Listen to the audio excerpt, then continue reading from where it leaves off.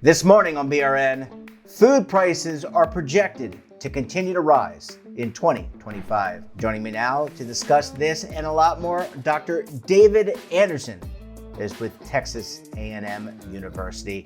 Dr. Anderson, great to see you. Thanks for joining us on the program this morning. Hey, great to be with you. Happy New Year to you too. Well, thank you. Happy New Year, new president, new Congress. How are our food prices doing, sir?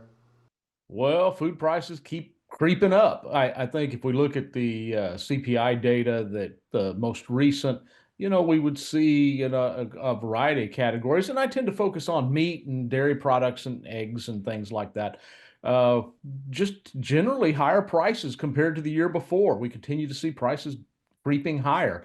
If we look at something like beef is it's not record high. We had higher prices as a monthly average reflected in the CPI, higher prices in August, but the prices today are higher than they were a year ago.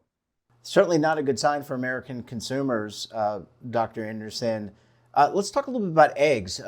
Eggs are a mainstay of many people's diets, but yet egg prices, you were talking about dairy, meat, and eggs. Egg prices still going through the roof. Through the roof. And I think I think there's probably still some more room for prices to keep going up. And the real key to egg prices is avian influenza. HPAI, high pathogenic avian influenza, has hit our egg producing community pretty hard. We continue to see outbreaks losing egg laying hens on egg producing farms. And that's really the big driver here. It's driving production lower. Supplies are getting tighter, and that drives these prices higher. And as we look over, really throughout the fall, continuing to now, we keep seeing these incidences happening, destroying egg laying hens and tighter supplies, and this is what we get. Yeah, basic economics, supply and demand. You teach that every day to your graduate level students. Doctor, I was reading Good Housekeeping, not because I'm trying to have a better home, but because they had a. I mean, I am trying to have a better home. I'm trying to be cleaner for my wife's sake. But in all seriousness, sir, they put out a list of the cheapest grocery stores. Among the list, Aldi, Trader Joe's. I think there were some others in there. I'll put a link somewhere during the program. But what do those chains? What are they getting right in order to bring grocery costs down? Are they just better negotiators? Do they get better by greater volume? Because you would think, sir, like a Whole Foods, they buy in bulk too. So or a Costco. So what are these organizations doing right? Well, I think we have across all the range of grocery stores we might go to, we've got all these kind of market segments among us consumers. And we have different stores that really have different models.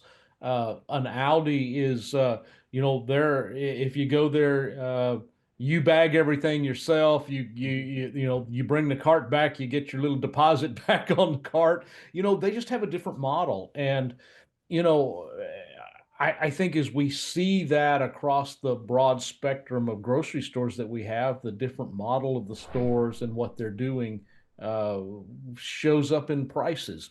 Uh, you know, I think we could certainly conceive of like a store, they may have contracted for eggs with an egg farm. If that farm wasn't hit by um avian influenza, they have their supplies and they may have a contractual arrangement that lasts for a little while. If their supplier got hit with avian influenza, they got to find eggs somewhere else. And so, but even those stores, we may have a contractual arrangement for eggs, but we also have a market going on here, and somebody's going to make a higher bid for those eggs because they need eggs. And so, the whole thing goes up. And while we're talking about grocery stores, we ought to consider also kind of the restaurant trade in this mix. If you got a restaurant that focuses on breakfast, they got to have eggs. And so, They do. it really this lost supply really hits them particularly hard. Yeah, it definitely. Doctor, recently the FDA came out and I think banned a certain type of food dye. I'm not, don't quote me on, it's a red dye, finally here in the States. But would that have any impact whatsoever to the price of cereals and other things that we buy at these grocery stores? Well, probably, but I would tend to think that's going to be pretty minimal. Now, what it might change is, how do you get the same product that people know and expect and get the same color? I don't know that product formulation. I don't know how that works, but I did see an article that that particular dye is used in candy corn, and so I'm particularly concerned because I'm a candy corn fan, but luckily I got till Halloween before somebody's got to get this figured out for me. I got it. I'm with you on that. I'm with you on that. Nothing I like mean, a I was going to controversial say, subject, right? This candy corn deal is that's hey, controversy. that is good stuff, and hopefully they'll get something that I guess is approved by the FDA. Lastly, sir, we've got a new president, we've got a new Congress, new House. Let's talk about tariffs, or the threat of tariffs. How does this all play into tariffs on trade from China, some of the European Union? I was watching the president speaking at the World Economic Forum. How does this all play into, or does it play into, food prices here in the States or our trade? Well, it certainly does, and I think if you think about the basket of grocery store items you buy, think about what that is. We get a lot of we import a lot of items, particularly fruits and vegetables, particularly seasonally fruits and vegetables, because there's different growing seasons as we kind of move around. And I'm going to call it North America. If you're in the Northeast, you may get a lot of Canadian tomatoes that are coming from greenhouses. Yeah. If you like guacamole with your chips, we get a large number of avocados from Mexico. We just don't produce enough ourselves to meet what has really been growing demand. So, when we think about blanket tariffs, a lot of those items that we may really like and buy, we're going to see higher prices from those. On other items, it's a little more unclear. So, and if we thought about ground beef, we do import beef in the U.S. We import what has been kind of the last few years the equivalent of about 11% of our beef production. Imports are going up because our domestic cattle herd is declining in number.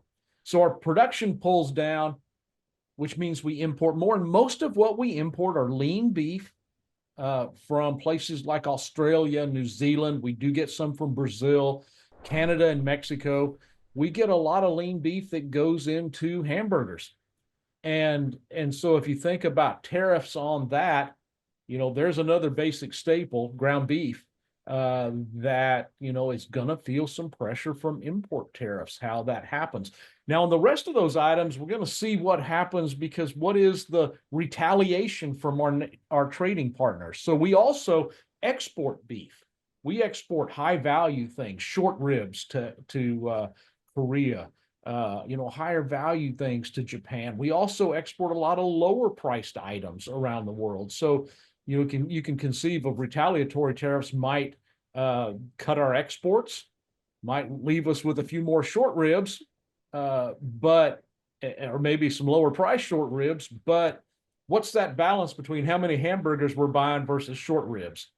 And I think you can kind of start to think about the complications that this may bring to us. So finally, sir, where does this leave the consumer? On a micro level. So I think we were talking very macro. Again, I'm not an economist, you are, but I think we're talking very macro. So where does that leave all of us as consumers? Do we buy less eggs? Do we buy more certain types of beef? Do we buy from certain grocery stores over others? Do we decide to pack our own groceries at the store? Where does that leave us? Well, I think you hit on an excellent point when you said, do we buy fewer eggs? Well, as an economist, what I'll tell you is that when prices go up, consumers buy less, whatever that item is. And so now our ability to cut back may be very limited on some staples, because that's something we may have to have. But I do think one of the things we will see is that consumers will buy fewer eggs. And, that's really kind of this isn't a great thing, but that's a market at work, right?